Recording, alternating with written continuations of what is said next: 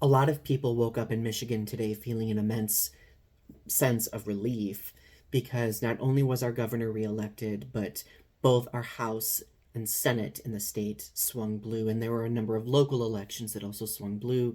Additionally, Proposal 3, which was our reproductive rights protections proposal, was passed.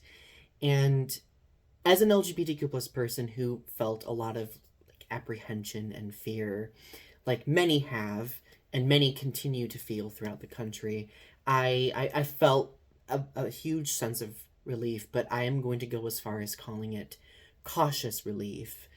And interestingly, I explained this to someone today, and a person kind of like responded to me being like, "Well, Donnie, why are you experiencing this needless fear? Like you're overhyping things. Like why are you worrying so much about your rights? They're totally fine right now."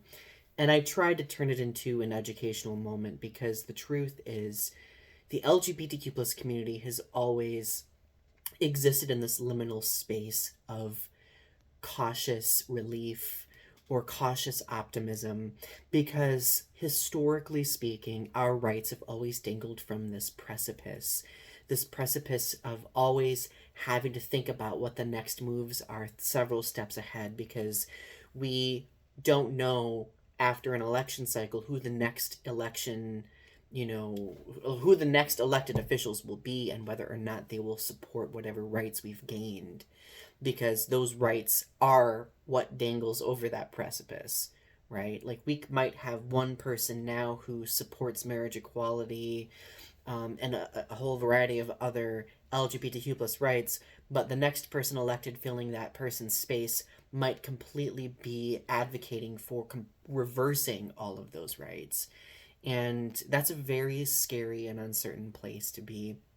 And it's especially exasperated for, you know, parts of the community that intersect, like BIPOC LGBTQ plus individuals, disabled LGBTQ plus individuals, so on and so forth, the trans community, non-binary people, like all of these communities that have intersections of multi-marginalized statuses have even more to be cautiously relieved about. And in some instances, they don't even get the luxury of getting to the point of experiencing any relief. I know I have dear friends who are LGBTQ plus who live in Florida and Texas right now. I'm unbelievably worried about them because they're waking up existing in this literal dystopian hellscape where there's so much uncertainty.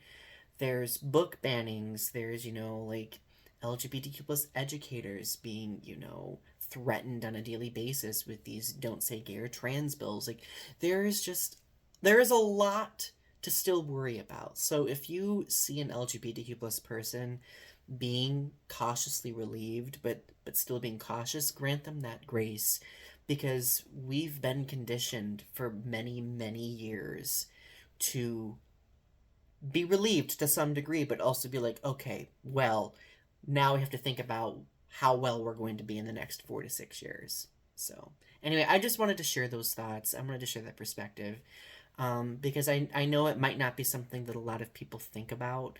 And as always, it's always my goal to turn conversations like this into educational moments if possible. So, anyway, share your thoughts in the comments below. Let me know how you're doing.